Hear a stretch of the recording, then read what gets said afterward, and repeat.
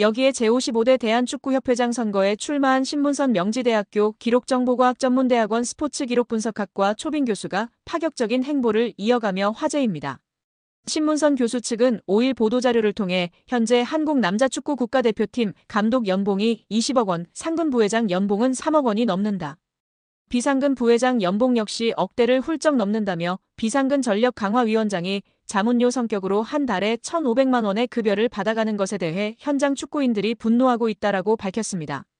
이어 정몽규 회장이 상상도 못할 금액의 자문료를 지급한 사실이 문체부의 감사를 통해 밝혀졌다. 확인된 금액만 수십억 원이다. 이 돈은 정몽규 회장의 개인 돈도 아니고 축구협회의 예산을 집행한 것이다라고 주장했습니다. 그러면서 비상임 이사들에게 지급한 돈을 꼼꼼히 따져보면 정몽규 회장 자신에 대한 충성도에 따라 차등 지급한 듯 싶다. 자신이 축구협회 이사였던 1990년대에는 회의비도 없었고 협회가 교통비 지급도 하지 않았다라며 당시 축구협회 이사로서 기술위원회, 상벌위원회, 여성분과위원회, 사업분과위원회 등 많은 분과위원회에 속해 회의도 많았지만 자문료의 명분으로 축구협회로부터 돈을 받아본 일이 단 한 차례도 없었다라고 꼬집었습니다. 신문선 교수는 자신이 협회장으로 당선된다면 비상임 이사들에 대한 비용 지급은 폐지할 것이라고 강조했습니다. 입장문을 통해 이와 같은 사실을 국민께 약속한 셈인데요. 그는 이 급여를 주는 예산이 국민들이 낸 세금일 수도 있다. 축구협회의 예산은 정부 보조금 성격의 것과 전 축구인의 땀과 노력으로 생성된 축구협회 브랜드를 앞세운 영업의 결과로 조성된 재산이다. 그럼에도 마치 회장 개인의 돈처럼 펑펑 써댄 내역을 전 국민에게 공개할 생각이다. 이 내역을 살피면 정몽규 회장에 대한 충성도 순위 또한 밝혀질 것이다라고 이야기했습니다. 또 예산 집행 및 철저한 관리를 강조하며 투명한 집행부를 꾸리겠다고 주장했다.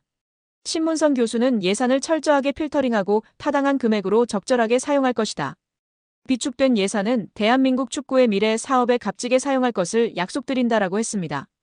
그는 축구협회에 대한 국민의 일반적 시각은 부정, 부패한 집단으로 보고 있다는 사실은 축구협회의 브랜드를 불량품으로 각인되게 한 정몽규 회장의 책임이다.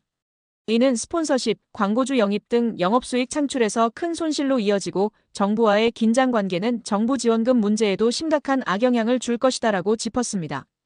끝으로 지난 아시안컵을 치르는 과정에서 성적 부진과 각종 외유 등의 문제로 지휘봉을 내려놓은 위르겐 클린스만 감독의 이름을 언급했는데요. 신문선 후보는 회장이 되면 클린스만에게 지급한 위약금 금액을 공개하겠다. 정부 감사를 통해 클린스만 전 감독의 계약은 정몽규 회장이 독단적으로 행사한 직권 남용이 밝혀졌기 때문에 구상권 청구도 검토하고 있다라고 목소리를 높였습니다. 정몽규 취임 후 보조금은 11년간 3배 늘었습니다. 정부 보조금은 연간 최소 110억 원 수준이며 스포츠 토토 등 복표 수익 연간 200억 원이 지원되고 있습니다. 주요국 정부 보조금 없거나 의존도 낮으며 피파 랭킹 20위권 국가들은 70% 이상이 협회장은 전문 경영인이 하고 있고 이외 축구인 등이 하고 있습니다. 우리나라처럼 재벌 총수가 회장인 곳은 단 한 곳도 없습니다. 대한축구협회에 연간 약 300억 원의 국가재정이 투입되면서 수익에서 정부 의존도가 약 30%에 달하는 것으로 나타나며 충격에 빠졌습니다. 사실상 정부 재원이 아니면 운영이 어려운 셈입니다. 미국과 일본 등 주요국은 국가보조금 의존도가 낮은 가운데 축협의 재정 자립을 촉구하는 목소리가 나오고 있습니다. 18일 한경닷컴이 축협의 손익계산서를 분석한 결과 지난 2013년 이후 보조금과 복표 수익을 제외하면 연 평균 300억 원 적자를 기록하고 있습니다. 배현진 의원은 24일 오전 국회 문화체육관광위원회 현안 질의에 증인으로 참석한 정 회장과 홍명보 국가대표팀 감독 등을 향해 대한민국 축구종합센터 건립과 관련해 국제현상공모 절차에서 지속적으로 등장하는 HDC 사명에 대한 해명을 요구했습니다. 배 의원은 축구협회가 2015년부터 지금까지 국비와 시비 그리고 자체 재원까지 동원해서 약 1,550억 원을 투입하는 초대형 프로젝트를 추진하고 있다며 2020년 3월에 축구협회가 천안의 부지를 이제 지정하고 난 후에 축구센터 마스터플랜 건축사 건축회사를 선정하기 위해서 국제공모를 시행을 했고 6월에 네덜란드의 UN 스튜디오라는 업체가 최종 선정되는 과정이 있었다고 운을 뗐습니다. 이어 이 과정에서 축구협회가 하는 사업 과정에 현대산업개발 HDC라는 특정 회사의 명칭이 계속 여러 문서에 등장한다는 점이 의아했다며 2020년 3월 13일 축구협회에서 해외 건축사에 발송한 서한을 보면 홍 감독 당시 축구협회 CEO의 명의로 4개의 해외 건축사에 이 공모를 타진하는 문서가 발송됐고, 이 국제 공모에 최종 선정된 UN 스튜디오가 당시에 이 문서에 대해 답신을 하는데 수신된 곳이 축구협회와 현대산업개발 두 곳이라고 지적했습니다. 그러면서 현대산업개발이 전체적인 이 공모의 공식적인 과정에서 실무적인 수신을 받은 것이라며 2020년 11월 24일 UN 스튜디오가 다시 과업범위 및 수수료 제한이라는 계약 조정 문건, 비용에 관한 문건을 축구협회에 발송하는데 이 문서 또한 현대산업개발도 동일하게 수신한다고 꼬집었습니다. 또 축구협회가 정관상 보수를 받을 수 없는 게 원칙인 비상근 임원들에게 자문료 명목으로 매달 수백만 원씩 급여성 고정 보수를 지급했다는 지적이 나왔습니다. 보수를 받은 임원들 중에는 국가대표 출신 최영일, 장회룡, 하석주, 이동국, 이영표, 이천수, 김병지 등을 비롯 축구 해설가 한준희 씨가 포함됐습니다. 이 같은 내용은 지난 5일 문화체육관광부가 발표한 대한축구협회 감사 결과에 들어있는데요. 문체부는 홍명보 축구대표팀 감독 선임 논란을 계기로 축구협회 운영 전반을 들여다본 바 있습니다. 축구협회가 2021년부터 올해 8월까지 비상근 임원 44명 중 34명에게 지급한 보수는 모두 28억 원. 축구협회는 정관과 임원 보수 규정에 의하면 별도 계약을 체결한 경우 비상근 임원이라도 보수를 지급할 수 있다고 주장했습니다. 문체부는 자문계약 대상자 선정이나 자문료 책정 기준을 공정하게 마련하지 않은 채 방만하게 보수를 지급했다고 비판했습니다. 이 기간 축구협회에서 가장 많은 자문료를 받은 비상근 임원은 위르겐 클린스만 감독 선임 당시 활동했던 마이클 밀러 전 전력강화위원장이었습니다. 2023년 축구협회와 2년간 연 25만 달러, 약 3억 4천만 원을 받는 자문 계약을 맺었습니다. 그는 올해 2월 아시안컵 이후 클린스만 감독이 경질될 때 함께 사퇴했고 1년 2개월간 약 3억 5천만 원을 수령한 것으로 드러났습니다.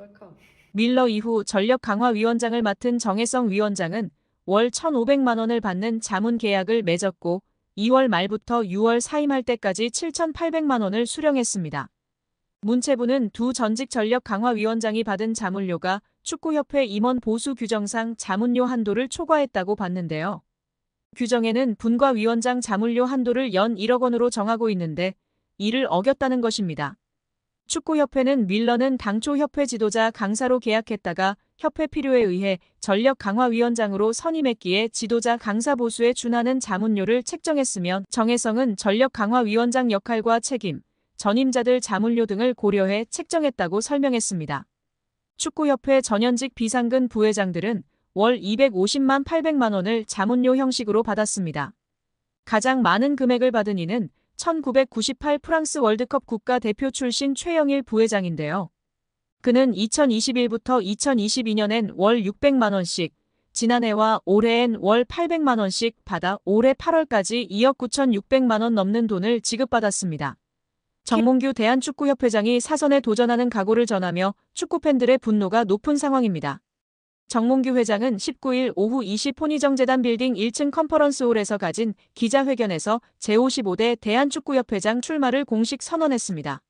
선거는 다음 달 8일 실시되는데요. 축구팬들의 거센 퇴진 여론, 국회의 현안질에 문화체육관광부의 자격정지 이상의 중징계 요구 등 전방위적 압박 소개도 사연임. 도전에 대한 질문이 나올 때마다 심사숙고해 결정하겠다는 말만 반복했던 정몽규 회장은 이날 직접 출마를 선언했습니다. 1시간 전부터 취재진이 몰릴 만큼 큰 관심을 모았는데요.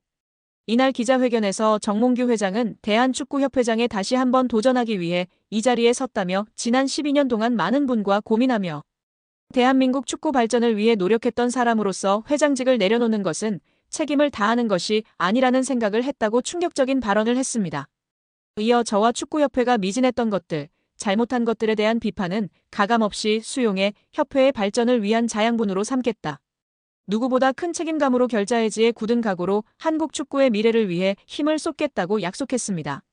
국민들로부터 신뢰를 회복하겠다고 다짐한 정몽규 회장은 과감한 개혁을 통한 축구협회 신뢰 회복, 한국 축구 국제 경쟁력 제고, 대한민국 축구 종합센터 완성, 디비전 승강제 완성을 통한 축구 저변 확대 등의 공약을 내걸었습니다.